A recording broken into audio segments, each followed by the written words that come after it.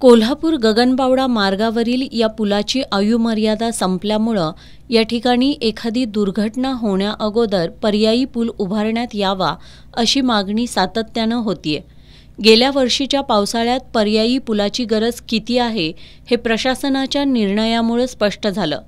गेल्या वर्षीच्या पावसाळ्यात सुरक्षिततेच्या कारणावरून काही दिवस पुलावरील वाहतूक बंद ठेवावी लागली होती।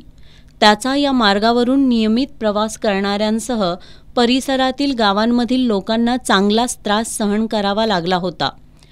गेल्या वर्षीचा अनुभव पाहता राष्ट्रीय महामार्ग प्राधिकरण यंदाच्या पावसाळ्यापूर्वी पर्यायी पुलाचं काम पूर्ण करेल असं वाटत होतं, परंतु सध्या या ठिकाणी ज्या गतीनं काम सुरू आहे ते बघता यंदाच्या पावसाळ्यापूर्वी पुलाचं काम पूर्ण होईल असं वाटत नाही।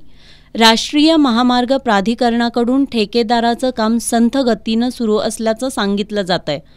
पुलाचं काम पूर्ण झालं नाही आणि यंदा पुन्हा पावसाळ्यात वाहतूक बंद करावी लागली तर काय, असा प्रश्न स्थानिकांमधून उपस्थित होतोय।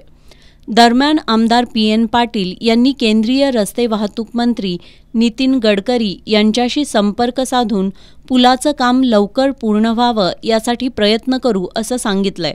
गेल्या वर्षी स्पीड नव्हतं, यावर्षी त्याला स्पीड नाही आहे। आम्ही त्यांचे प्रयत्न करू। गडकरी साहेबांना, नितीन गडकरी त्या खात्याचे मंत्री आहेत, त्यांना पुन्हा पत्र देतो। त्यांना 2-3 पत्र दिले त्या सोलापूर रत्नागिरी रोडवरती एका लोकांच्या कामासाठी हे जे पत्र देऊन ते पूल लवकर होण्याच्या दृष्टीने प्रयत्न त्या ठिकाणी होत। ते धरण ठीक आहे, एका 15 दिवस बंद ठेवलं तर पण ते पूर्ण धरण गेल्यावर काय करणार, थोडं सगळीच अडचण होणार आहे। त्या दृष्टीने ते लवकर व्हावं या दृष्टीने आमचा प्रयत्न त्या ठिकाणी राहील।